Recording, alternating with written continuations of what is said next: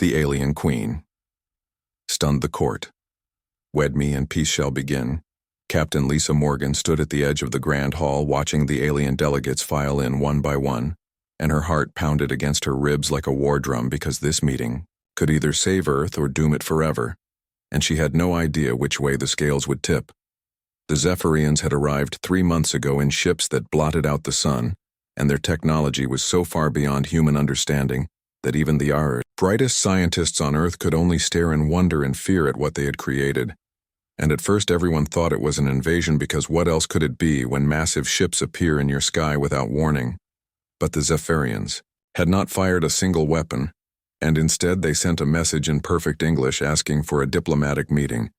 And that message had been signed by Queen Vela herself, the ruler of an empire that spanned 12 star systems and commanded fleets that could turn planets to dust. Lisa had been chosen to lead the human delegation because she had experience in first contact situations, and because she was one of the few people who could keep her cool when the fate of billions rested on her shoulders, and right now she needed every ounce of that calm because Queen Vela was about to enter the hall. The doors at the far end opened, and silence fell like a heavy blanket over everyone present, and Queen Vela walked in, and Lisa felt her breath catch in her throat because the queen was unlike anything she had expected. Vela stood nearly 7 feet tall with skin that shimmered like liquid silver under the lights, and her eyes were a deep violet color that seemed to glow with an inner fire, and she wore robes that seemed to be made of living starlight shifting and flowing around her body like water. And behind her walked 6 guards in black armor that looked like it had been carved from obsidian. The queen moved with a grace that made her seem like she was floating rather than walking. And when she reached the center of the hall, she stopped and looked directly at Lisa with those burning violet eyes. And Lisa felt like the queen could see right through her, down to her very soul. The other human delegates shifted nervously in their seats, and Ambassador Helen Cross, who sat at the head of the table, cleared her throat and spoke in a voice that she tried to keep steady. "Welcome, Queen Vela, to Earth and to this hall of diplomacy, and we are honored by your presence and hope that we can find a path to peace between our peoples." Vela nodded slowly, and when she spoke, her voice was like music, deep and resonant, and it seemed to fill the entire hall. "I thank you for your welcome, Ambassador Cross, and I come here today not to threaten, but to offer a solution to the conflict that has been building between your world and mine."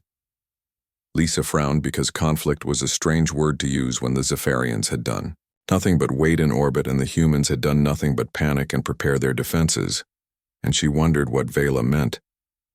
The queen continued speaking, and her eyes never left the human delegates.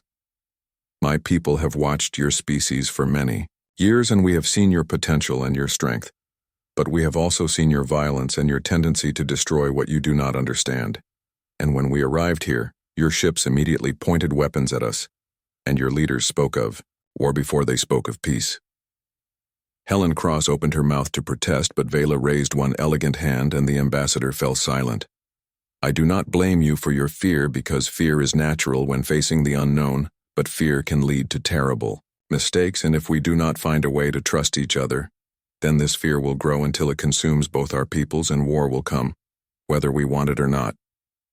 Lisa felt a chill run down her spine because the queen was right, and she had seen the reports of military buildups on both sides, and she knew that some of the generals on Earth were pushing for a first strike before the Zephyrians could attack. Vela took a step forward, and her robes rippled like liquid light. "I have come here today to prevent that war and to offer a bond between our peoples that cannot be broken by fear or misunderstanding. And this bond must be personal, and it must be powerful, and it must show both humans and Zephyrians that we are not enemies but allies." The hall was so quiet that Lisa could hear her own heartbeat, and she leaned forward in her seat because she could sense that something important was about to happen. Vela turned and looked directly at Lisa, and those violet eyes locked onto hers with an intensity that made Lisa feel like she was being pulled into a star captain. "Lisa Morgan, you have been chosen to represent humanity in this negotiation, and you have shown courage and wisdom in your dealings with other species. And it is you that I address now with my proposal." Lisa felt everyone in the hall turn to look at her, and her mouth went dry because she had no idea what the queen was about to say. but she could feel the weight of it pressing down on her like a physical force. Queen Vela continued, and her voice was soft, but it carried to every corner of the room. In my culture, the strongest bonds are formed through union and through the joining of two lives into one, and it is through such unions that wars have been prevented and alliances have been forged that lasted for thousands of years. Lisa felt her stomach drop because she suddenly knew where this was going, and she could not believe what she was about to hear. I propose a union between myself and Captain Lisa Morgan, and through our marriage, humanity and the Zephyrian Empire will be bound together, and peace will be guaranteed, because to attack one would be to attack both, and no force in this galaxy would dare to break such a sacred bond. The hall exploded with noise as delegates jumped to their feet, shouting questions and protests, and Lisa sat frozen in her chair, staring at the alien queen who had just proposed marriage in front of the entire diplomatic corps. Helen Cross was shouting something about protocols and cultural differences, and some of the other delegates were demanding to know if this was some kind of joke. But Vela remained calm and still, like a statue carved from starlight. Lisa finally found her voice, and she stood up, and the hall fell silent again because everyone wanted to hear what she would say. Your Majesty, this is unexpected, and I do not know if such a union is even possible between our species. Vela smiled, and it was a sad smile full of understanding. Oh, this is difficult, Captain Morgan, and I do not make this proposal lightly, because I am asking you to leave your old life behind and to step into a role that will change you forever, but I am also offering you the chance to save your world and to prevent a war that would kill billions. Lisa looked around the hall at the faces of her fellow humans, and she saw fear and confusion, but she also saw hope, because they all knew that the Queen was right, and that without some kind of bond, the tension between Earth and the Zephyrian Empire would eventually explode into violence. She turned back to Vela and asked the question that was burning in her mind. Why me and why not someone else? And why does it have to be marriage? Vela stepped closer, and now she was only a few feet away from Lisa, and Lisa could see the swirls of color in those violet eyes, like galaxies spinning in the depths of space. Because you are brave enough to face the unknown, and because you have shown that you value life over glory, and because in all my observations of humanity, you are the one who reminds me most of myself, and a union requires not just political compatibility, but personal understanding. Lisa felt her heart racing because this was insane and impossible, and yet she could feel the truth in Vela's words, and she knew that if she said no, the chance for peace might slip away forever.